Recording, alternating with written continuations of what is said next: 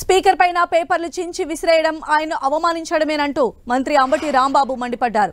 గౌరవమైన స్పీకర్ పై పేపర్లు చించేయడం దుర్మార్గమైన చర్య అంటూ ఆగ్రహం వ్యక్తం చేశారు. తమను అనవసరంగా రెచ్చగొట్టొద్దంటూ హెచ్చరించారు. ఇష్టం లేకపోతే బయటికి పోవాలంటూ టీడీపీ సభ్యులపైన మండిపడ్డారు. మాట ఏం చెప్తానంటే వారు నిరసన చెప్తున్నారు, ఈ రెడ్ లైన్ దాటి పైకి వచ్చారు, అక్కడ కూర్చున్నారు, మాట్లాడుతున్నారు. పేపర్లు చించి మీ మీద వేయటం వల్ల అవమానం జరుగుతుందని మేము ఫీల్ అవుతున్నాం. ఈ విధంగా రెచ్చగొట్టే చర్యలు చేస్తే అది మర్యాద కాదు అని మనవి చేస్తున్నాను. మరొక్కసారి మనవి చేస్తున్నాను, మీరు కాగితాలు చించి స్పీకర్ మీద వేయటం అనేది మీరు అవమానకరంగా వ్యవహరిస్తున్నారు. మా సభ్యులను సభను రెచ్చగొడుతున్నారు, జాగ్రత్త. మరొకసారి చెప్తున్నా, మీరు ఎంతసేపు అయినా నిరసన చెప్పండి.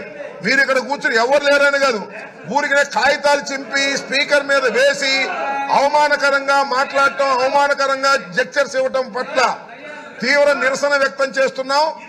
మీరు మర్యాద తప్పుతున్నారు, సభా సాంప్రదాయాలు తప్పుతున్నారు. ఇలా సభా సాంప్రదాయాలు తప్పితే మేము కూడా తప్పవలసి ఉంటుంది అనేది గుర్తుపెట్టుకోండి.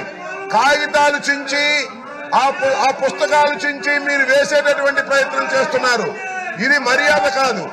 అసలు మీరు సభలో ఉండదలుచుకున్నారా, వెళ్ళదలుచుకున్నారా? వెళ్ళదలుచుకుంటే చెప్పండి, మీ అంతటా మీరు వెళ్ళండి.